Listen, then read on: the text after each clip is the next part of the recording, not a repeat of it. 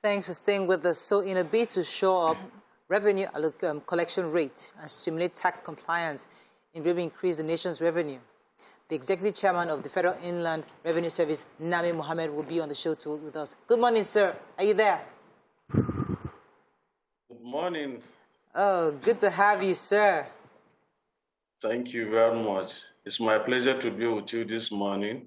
So when the president came on board, one of the key things he had said was that they wanted to ensure the increased revenue from taxes, because we're tired of collecting, because of the fact that crude oil wasn't bringing, we wanted to diversify revenue, and that's why tax collection became very important. Now, we saw in the reports that in 2021, for the first time, you crossed the 6 trillion naira threshold. Tell us about that and how did that happen? Because for Nigerians, only workers are paying taxes.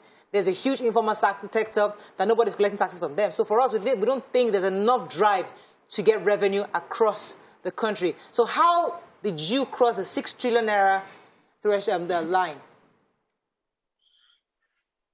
Thank you very much for that very important question. It is not longer news that the economy of the economy is being diversified by the government, and the reason has been the hitherto cash cow for the nation, which is the oil and gas revenue, is fast eluding us. The reason is something that is not to all of us. When you produce a product and sell for 10 naira to somebody who uses it as input, and then you go back to the person to buy it from the person that used this product as an input for processing a finished product, certainly he will not sell that same product to you again at the same price that he got it from you.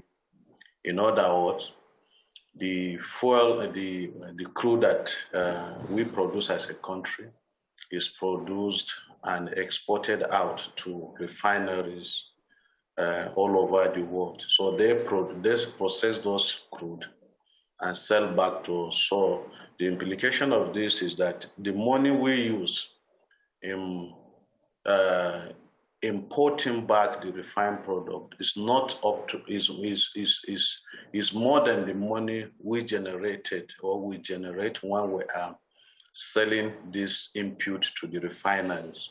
So that is why we're having issues today of NNPC or the oil and gas sector not able to generate enough for the government. It's not as if the money that are generated is being taken by somebody. I'm not speaking on behalf of NNPC, but that is the simple arithmetic because of the relationship we have with them. So the emphasis now is that we should look inward or see what we can do outside the oil and gas sector. The oil and gas sector, you all remember, Ubiami Witness has already laid a foundation for the economy since the early 60s. So now that we have a solid foundation laid based on the revenues that we have generated from the oil and gas sector, how do we now bring that the sector that is currently outside the oil and gas sector to tax net? So we have to do a lot of things. One of them is to deploy technology, because you bear me also witness that today I'm holding a meeting with you. Before now, ordinarily I should have been in a studio in Abuja or Lagos to do that. So businesses are no longer run based on the model is no longer brick and mortar business model. People are no longer seen. You just have to deploy technology to be able to see those that are doing businesses. People no longer even buy food, go out to even buy food, or you place order, the restaurants deliver that food to you. So people don't even go out to even cook anymore. They cook it in their houses and they're making a lot of money. So without technology, you will not be able to bring those people to TaxNet. So that's the first thing we have done. The second thing we have also done is to see what we can do to fix the issues that are wrong with the system, from the issues of operations, corruption, and other things. So we've done very well on that, and the result is what you are seeing, which is we have been able to collect more than 6 trillion naira in the year 2020.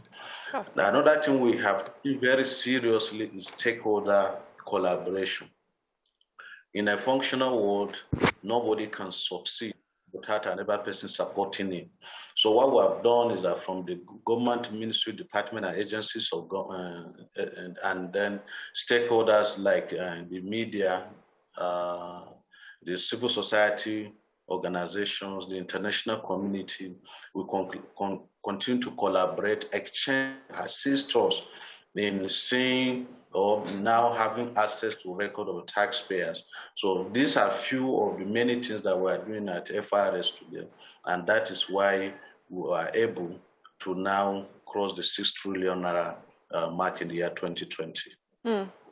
Okay, so when I heard about the figures and that it was like a first-time achievement, I was, really curious to see why this is so. And you have mentioned technology, the operations, but then I still hear, and then you're saying moving away from crude oil and the petroleum industry, but I still see that the top performing taxpayers are still the petroleum industry. It is still names like Shell, we're still seeing names like Ajib Oil, we're seeing, the regular ones that we expect this sort of monies to come from. So what is exactly the problem with this, those who are not yet performing? What exactly is the problem? Is it the fact that is it an economic situation, or is it that the technology has not reached that part? And I'm talking of the huge informal sector that may not be performing as much as the usual suspects on this list. What we have done is to say we have 1,000 taxpayers in our country. Out of these 1,000 taxpayers, 20 people still stand out, which today is 50. If you look at the list very well, is 50-50 oil sector players and 50 non-oil sector player. So what that means is that before now, the 20 would have all come from the oil sector. Okay. So that is the first clarification I want to make. Okay. The second clarification is that we are not saying that the 6 trillion we have collected came from only these 20 people. Okay. We only decided to do what the others are doing in other climate, to say, yes, we know that so many people are paying these taxes, but you have done exceptionally well. Even in classroom work, some of you people that did better than ourselves in those days got prizes, while some of us were just clapping for you. So that is what we're doing. But giving you that award suggests that when next is exam time, Mohammed should go and sit and read more so that he's able to also perform and do better than he has done before. So the essence of this is not to say the 20 taxpayers were the people that pay the entire taxes we collected. Right. That's the point taken. Go ahead. So I like the fact that this, is to ensure compliance, to, encourage other companies to comply with the tax rates. Yes, it's very laudable. Yes. But what happens to those organizations and companies who are not able to comply? What grace period do you give to them? What sort of punishments do they get to deter other people from, not complying with the tax rates? Well, what we have done is that we have come up with a function which we call Intelligence, Strategic Data Mining and Analysis Department. So what those young men and women are doing every day is to make sure that they check records, the banking record that we have from the Central Bank of Nigeria today, to see those that are actually paying and also see those that are not currently paying.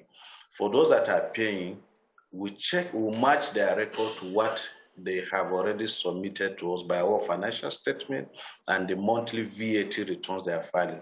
And for those that are not paying, we send assessment to them and give them deadline.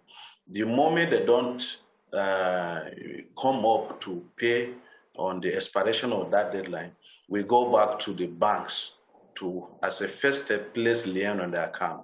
So in as much as you have not accessed the money that is your own, you are not able to do anything again, you are now forced to come to us and pay your taxes.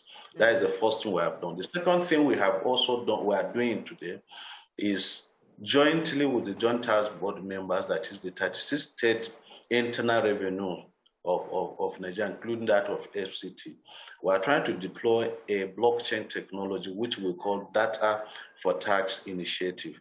We've got to an advanced stage of that development of that technology, and we are confident before end of this year that the technology will be deployed. What will that technology do? With single type of a name, even if at random you decide to just say, let me match names, you will be able to have access to everybody's record. Even the digital players that are resident and or not resident in Nigeria, in as much as somebody will transact business with them and is in Nigeria, whether a body corporate or an individual, we are able to now have access to all economic activity of the person. Whether you buy land, you go to school to pay school fees, is it a new car you buy, the states and ourselves are going to be able to see it. The information for the state is that they will be able to raise personal income tax assessment for the individual. And in our own case, the corporate body that they do business with were able to transparently see the person and also bring him to TaxNet. Fantastic. Let me go on a quick break. When we come back, we continue this conversation. Stay with us. We'll be right back.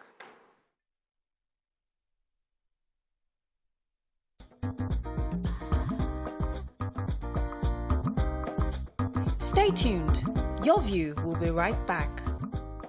Thanks for staying with us. We still have the Executive Chairman of the Federal Inland Revenue Service, Nami Muhammad, still on the show with us. Yes, Dr. had a question before the break. Once again, congratulations on the achievements of hitting these targets, and we're excited about the opportunities that revenues from tax would keep on increasing. But I've gotten this information from several people, because maybe they know I'm on the show, or they know because I run a business, that sort of reports some activities of officials of the of your agency and how settlements go on behind the scene to reduce the bulk cost of what will have come in revenue to our country. And the one consistent thing about the conversation I've heard from these people, and it is not, it's fact, I just have to protect the names of these people, is that they get visits from your officials with this huge amount of money they are meant to pay as tax, and they are given room to negotiate, and the discounted fee, most of it goes into their pockets, very little goes into the government. The conversation now is worrisome because it makes us feel like Nigerians, the funds that Nigeria can make as a country is largely reduced because within the government there are people that are benefiting and feeding fat. And I was saying it jokingly on the show a few weeks back that if the FIRS visits and shreds all their staff and their salary and their assets and acquisitions, you might find that many of them are living above their salaries, and it might help you find who's the more within. What are your processes within the organization to find these people, and how are you using technology to bridge these gaps? Thank you very much. This is the most difficult question I've been asked since I was appointed chairman of FIRS almost 3 years ago. But the fact of the matter is this: it takes two, we were told, to tango. We have made every effort using technology to ensure that we stop this type of sharp practices, in addition to other measures that we put in place. But it may interest you to note that taxpayers themselves or their representatives are our own problem. When we introduced our in-house technology last year, in-house built technology, Taxpayers Max, our homegrown technology, for ordinary filing of company income tax returns and value-added tax, the kind of noise we had in this country, as if the entire heaven was going to fall. All we said, do your own self-assessment online and pay your taxes. But people resisted simply because they knew if they did their statement and they don't pay in good time, penalties will start counting. So that is the first thing I want to bring to your attention. The second thing also is that you have 21 days that follow the month that a transaction happened for you to be able to render VAT returns to FIRS by our own law. The implication of that is that this is in May.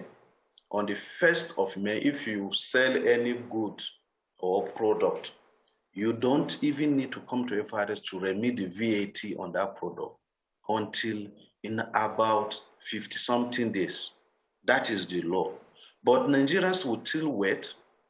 The deadline will pass. They will still not come to file these taxes.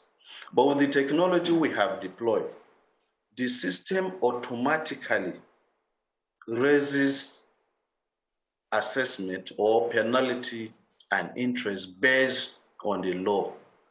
So that is why Nigerians were resisting.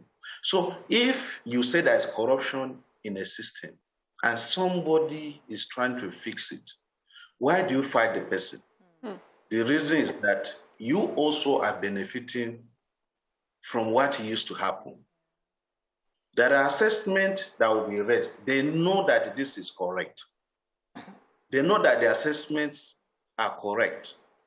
Go to the bank, make the payment. They will still lure these officers to one corner to plead with them that the company or my own business is facing one problem or the other. It's a Nigerian thing to do, to beg. All right, I have to wrap up with you very soon. I mean, I think you've been very clear.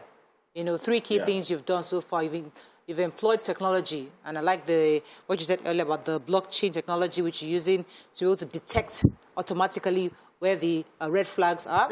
I like the fact that you're also fixing the operational issues and you're engaging stakeholders across board, which is great.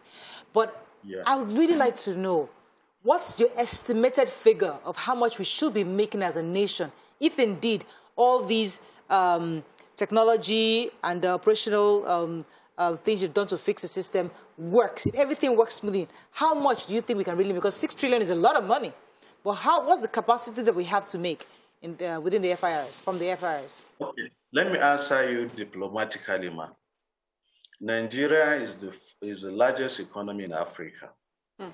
Our total tax collection last year, from the state, the custom, and the FIRS, came to just about 13 trillion naira. 13 trillion is not even up to the personal income tax paid in South Africa by a population that is almost a quarter of our own size. I've always said, in a commercial city in Nigeria, the number of billionaires you have in Nigeria is more than what you have in the whole of South Africa. Yet, they get 16 trillion naira as personal income tax alone. We have about 10 tax types, from company income tax, petroleum profit tax, VAT, withholding tax, up to the payee that the states collect. Put together with the custom proceed, it came to about 70% of personal income tax alone. Then the question you should ask me, what was the total collection of taxes in South Africa last year? Over 33 trillion naira. So we're not collecting anything in Nigeria. Nigeria has not been overtaxed. Nigeria are not paying enough taxes, and we have the potential of doing better than South Africa because, one, we're number one economy in Africa. We have a population of over 200 million people. South Africa had less than, it's just about 60 million people. So the purchasing power of Nigerians cannot be the same as their own, even if they have quality purchasing power, but the numbers should matter. All right. So the bottom line, until we are able to do one thing, bring the revenue administrative authorities into one umbrella, because that was the essence of our national tax dialogue this year. We have looked at all these things. The leakages are there simply because you have local government tax authority, you have state internal revenue authority, then you have the one at the center called FIRS, and everybody does things in line with the way he feels. Let me get one final question in for you, sir, before we wrap up. Go ahead, Bisi. Yes, so I wanted to ask about the tax waivers we give to very wealthy companies here. Have you compared the sort of tax waivers they give in South Africa that you mentioned? Are they giving as much as we give here? Because I'm thinking that we are supposed to mop up tax returns from these wealthy companies to build our nation. But if they get a free card and gets away with having a lot of tax waivers, how do we now intend to make as much as this country that you mentioned? There is no country on earth that does not give tax waivers to taxpayers, particularly the startups, to make them, to support them in order for them to be able to save money to grow and to be able to pay tax in the future.